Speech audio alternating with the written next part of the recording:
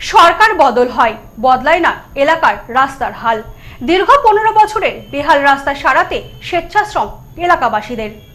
দীর্ঘ 15 বছরের দুর্ভোগ, বর্ষা এলেই যেন রাস্তা পরিণত হয় মরুন ফাঁদে।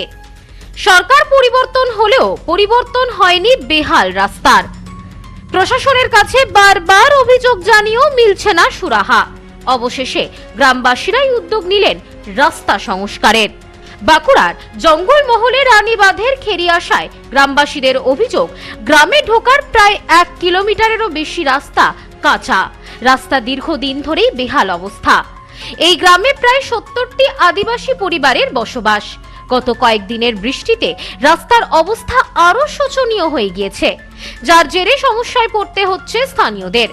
রাস্তায় পাথর ও মোরাম ফেলে রাস্তা মেরামতের সিদ্ধান্ত নেন স্থানীয়রা। স্থানীয়দের অভিযোগ, রাস্তার বেহাল দশার জেরে সারা বছরই চরম ভোগান্তি পোহাতে হয় সকলকে। বর্ষাকালে সেই সমস্যা আরো বেড়ে যায়। বেহাল রাস্তার কারণে গ্রামে অ্যাম্বুলেন্স বা অন্যান্য যানবাহন ঢুকতে পারে না। এমনকি এই পথ দিয়েই খেরিয়াশায় গ্রামের পড়ুয়ারা রানীবাঁধ উচ্চ বিদ্যালয়ে যাতায়াত করে। পাশাপাশি জরুরি পরিস্থিতিতে রানীবাঁধ ব্লক হাসপাতাল যেতে গেলেও এই রাস্তা দিয়েই যেতে হয়, যার জেরে প্রতিনিয়ত সমস্যার সম্মুখীন হতে হচ্ছে গ্রামবাসীদের। গ্রামবাসীরা আরো জানিয়েছেন, বাম আমল এমনকি 15 বছরের তৃণমূল সরকারের আমলেও এই রাস্তা সংস্কার হয়নি। সরকারের পর সরকার পরিবর্তন হয়েছে, কিন্তু এই রাস্তার বেহাল দশার কোনো পরিবর্তন হয়নি।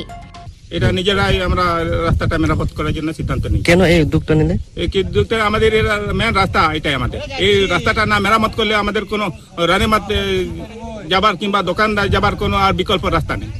রাস্তা নেই না, এটাই মেন রাস্তা। এইটাই মেন রাস্তা। সিপিএম 35 বছর রাজত্ব করলো, এটা কতবার দরখাস্ত দিয়েছি, এটাও তা সত্ত্বেও হয় না। এরপরে 12 বছর টিএমসি আমলে আর দরখাস্ত দিলাম 4-5 বার, কিন্তু তাও আমাদের এই রাস্তাটা কোনো দেখাশোনা করতেও আসে না। ভোটের সময় আসে, যখন আমরা ভোটের সময় বলে এই রাস্তাটা না করলে আমরা ভোট দিব না, তখন আমার বিভিন্ন রকম প্রতিশ্রুতি দিয়ে আমাদেরকে ভুলাই রেখেছে। এই ঘটনাকে কেন্দ্র করে শুরু হয়েছে রাজনৈতিক তরজাও। এই বিষয়ে সংবাদ মাধ্যমের মুখোমুখি হয়ে তৃণমূলের রানীবাঁধ ব্লকের প্রাক্তন ব্লক সভাপতি চিত্তরঞ্জন মাহাতো জানিয়েছেন, রাস্তাটি পাকা করার জন্য পঞ্চায়েতের তরফে প্রকল্প গ্রহণ করা হয়েছিল, কিন্তু হঠাৎই বালির দাম অত্যাধিক বেড়ে যাওয়ার কারণে মাঝপথে কাজ থমকে যায়। রাজাকাটা মেন রাস্তা থেকে, প্রধানমন্ত্রী সড়ক যোজনার রাস্তা থেকে খেড়েসাই গ্রামে রাজাকাটার একটি পাড়া আছে। সেই পাড়াতে যাওয়ার রাস্তাটা সত্যি বর্ষাকালে প্রতি বছরেই খারাপ হয়ে যায়। গ্রামবাসীদের চলাচলের খুব অসুবিধা হয়। নির্বাচনের আগে, বিধানসভা নির্বাচনের আগে রাস্তাটি অনুমোদন হয়েছিল। প্রায় 3 লক্ষ টাকা এস্টিমেটেড কস্ট ধরা হয়েছিল, টেন্ডারও হয়েছিল, অর্ডারও নিয়েছিলেন এজেন্সি। অর্ডার নেওয়ার পর তৎকালীন রিপোর্ট অনুযায়ী যা জানা যাচ্ছে, বালির দাম ক্রমশ বৃদ্ধি হয়।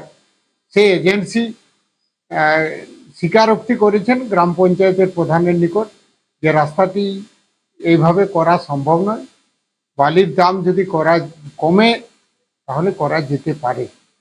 এই অবস্থায় পড়ে আছে। দেখুন, আমরা কালভার্ট করে দিয়েছি।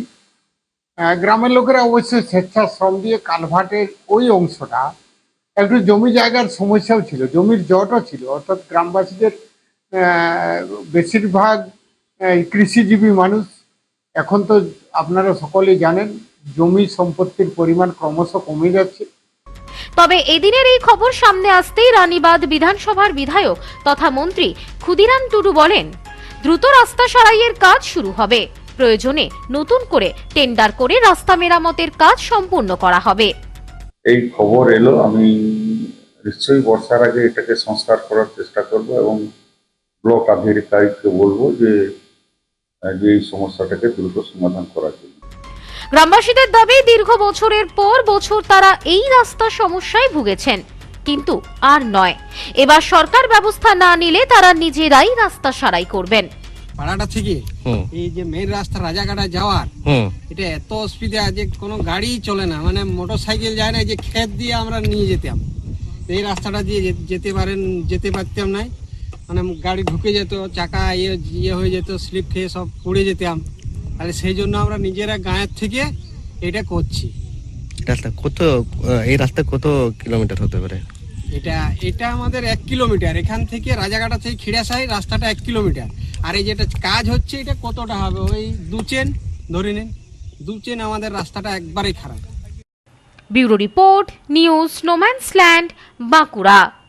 সদ্য লন্ডন থেকে চোখের অপারেশনের বিশেষ প্রশিক্ষণ নিয়ে ফিরেছেন ডাক্তার মোনাজির হোসেন। বনগাঁতে এই সর্বপ্রথম কোল্ড ফেকো, টোরিক, মাল্টিফোকাল ছানি অপারেশনের জন্য আসুন বনগাঁ আই কেয়ারে। Bongaon eye care, court road, Bongaon. Phone 704446538887।